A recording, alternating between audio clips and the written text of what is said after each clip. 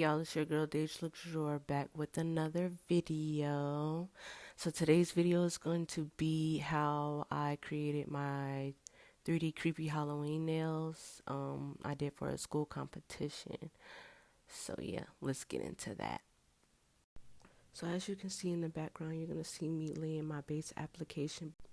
As you're doing the base application, you want to make sure that you're doing it really thin, not too thin, but thin enough. You do not want to put too much product and then go to create the 3D nail art and then like now the nail is super heavy. You do not want the nail to be super heavy, so let's just keep that in mind.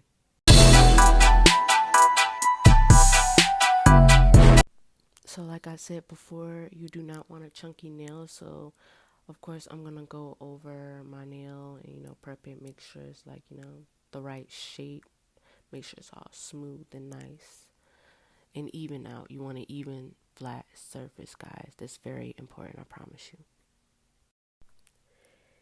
Hey y'all, so in this section we're basically going to be creating the creepy eyeball nail. So as you can already see, I basically placed a medium-sized bead just below the cuticle. I'm going to put another bead under it, so it's going to be basically large, medium, small.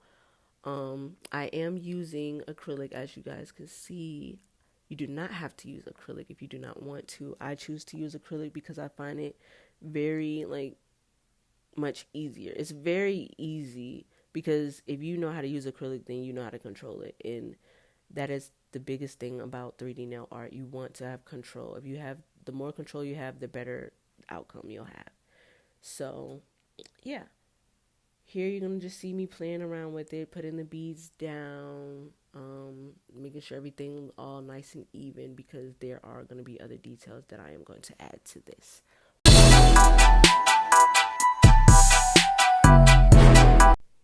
Here you're going to see me add in little additional details to make the little creepy eyeball effect. When I think Halloween, I think creepy blood, slime, like gooey, like weird creepy things that were really creepy out if you've seen them in real life. That's what I think. So I went I try to go crazy with this one and try to make the little 3D outlay around the eye, because what I want it to look like is this nasty blood and guts kind of. I want it to give realism. So I'm making little weird little forms with my brush. I don't use any other tools for the 3D eyeballs. I just use my brush. As you can see, when I pat down and stuff like that, that is going to give you what you're looking for when it comes to 3D nails for Halloween and stuff. The bristles work wonders and they're perfect. It saves you so much time and it makes it look so realistic. You're just what the freak? Yeah. But yeah. So this is what it's supposed to look like after the details and stuff have been completed. So this one is basically going to be my open wound nail. I'm going to try to get it as realistic as I can. I basically use 2 medium-sized beads. One closer towards the cuticle, and then I flattened out a little bit, and then one towards the tip of the tip of the nail, towards the tip of the nail, but not all the way to the tip. And I'm going to flatten it out too, so you guys can see it's not going to look as thick and lumpy as it looks now. But you basically want to flatten it out, create that little open wound effect. As stated before, you definitely want to try to go crazy with the detail. So here you're going to see me use my cuticle nippers. They are old and they were kind of dull anyway, so yes, I used them to create that 3D open wound effect. I just clipped around the edges to make it look more real, like the skin was popping out, more realistic the better. You do not have to use cuticle nippers. You can use other different tools. I don't know why I use cuticle nippers, but I don't know, they gave what it was supposed to give, because look at this. So for this nail, we're going to start creating the caution tape. I only use medium beads unless I say otherwise in the video. So for this one, I definitely think I used 3 medium-sized beads, and I just played with them until they fit the nail how I actually wanted them to, you know, be fit, like how I wanted them to fit the nail. If you get what I'm saying, yeah. You do not necessarily have to be super precise, but I'm trying to learn how not to be a perfectionist, but until then, this is what you get. You definitely want to play around with it, especially if you're a beginner. It would help out a lot if you just played around with it. Get used to different size beads, because that's what I struggle with the most. Playing around with the beads, what bead was best for me. I work better with bigger beads. Other people work better with smaller beads. It's all on you though. You do not have to be like anybody else. You can be yourself, and there's nothing wrong with you if you're a little bit different. But this is the outcome. So here we're gonna start placing the placement of my dead body. I'm using a medium bead to build the body, the main body. And then here you're gonna see me like start messing around with his head. You see me using the bristles, right? What I tell you. Them bristles is gonna help you. If you got a good brush, you got some good bristles, they're gonna help you build the detail that you need. Now look at that, a head and a body. Now I gotta build his little arms. To be honest, Kiera Sky got some thick bristles, but this brush really did wonders. I'm not gonna lie. Like, it did what it needed to do. It helped me get in the little corners. The bristles really did they big one. I'm not even gonna lie to you. Like, especially if you see me in the clip, you're gonna see me like pinching my brush. You're gonna see me constantly pinching my brush. If you pinch your brush, that is gonna help you get like the little specific details you need in your design as well. Like the way you pinch your brush and clean it and stuff like that, it's gonna help you a lot. Here I'm just gonna see me playing around. Look at it, halfway done. I still gotta like give him another arm and a leg. You're gonna see me like playing around the corner here, like trying to make his body blend in with each other, because you can't have no lumpy body. Like, he already dead, he can't be lumpy too. Like, just make it make sense now. So yeah, you're just gonna see me play around. There you go, dead body, y'all. So right here, you're basically gonna see me go over the 3D details with cover paint. Right now, this is like, I'm doing the eyeball, I believe. I'm doing the eyeball in this one, so painting the little details of the eyeball.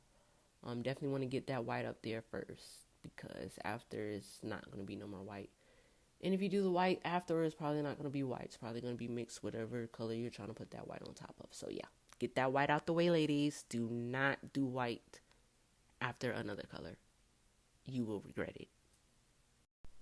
A tip of advice, I would definitely say do not use a big brush when it comes to, like, filling in the details on your 3D nail art. I would definitely recommend that you use like a liner brush or something definitely smaller than what I am using, because it's probably going to be a lot way easier. I don't know why I like to torture myself, but yeah, I do. So yeah, definitely use a smaller brush, but get into those details, ladies. Get into the details. Shout out to my homegirl Emily for letting me use this yellow. I really do not know the brand, but it was a fire yellow and she let me use it, so I love her for that. Thank you, girl. So basically, as you can see, I'm just going over my little caution tape lines, trying to make sure I'm cleaning it up. Make sure you clean those lines up. Your nails do not have to look messy and sloppy. You can clean it up. That acetone is there for a reason. Get you some acetone, clean it up. You want clean work, ladies. Clean. So as you're like cleaning it up and making it look all nice and neat, it could be very helpful, so that way you're not having to keep going over and fixing the nail. So here we're going to get into creating the blood. I'm putting the red and mixing it with a little bit of black, and I'm going to mix it together to create my blood effect. You first want to go with a lighter color first. As you can see, it's going to be like really, really light. It looks kind of dark, but you want that very, very bright bloody red at first, because if you make it dark at first, it's just, I don't know, it's not going to look realistic. Like, I want it to look realistic, and it's not going to look realistic if it's just dark blood everywhere. So I'm going in with the light red right now, and then eventually you're going to see me go around it. Let's talk details. So here you're going to see me with my nippers, and I took some staples from my classroom. You do not have to go all out as far as getting staples, but I did. I did not want to create no 3D staples, so I went all out and actually used staples. So this is me like messing around with it, trying to get the placement right and bend them right to be the same length and actually fit around the open wound, so it'll give that realistic effect, you know? So I'm just gluing it down. Just use your everyday nail glue. I'm not really sure what this one was.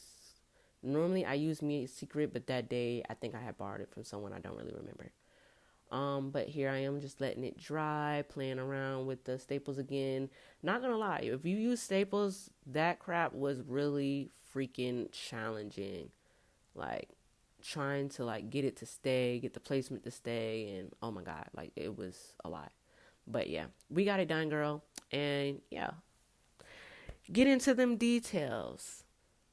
So this is the part I was telling you I was gonna go back over it later and make like the blood look a bit dark, or look like it looked like a wound effect, you know, make it look realistic on your body. When you injure yourself, it gets that like purplish, you know, realistic vibe. So I think I took like a mauve color and mixed it with a little bit of black and just went around it like that.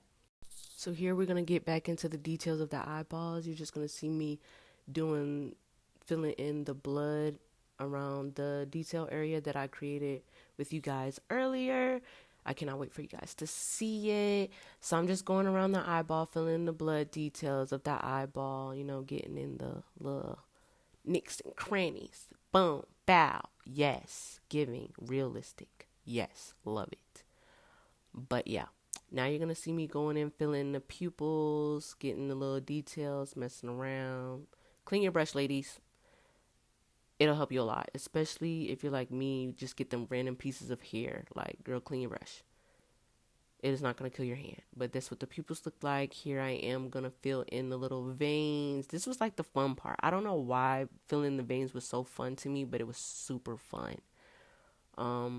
Definitely play around with your details. You can go over with acetone, clean it up, and just make it look realistic. If your work is not to your liking, girl, go back over it and redo it. I had to learn that. Like, it is not going to hurt you to go and redo it.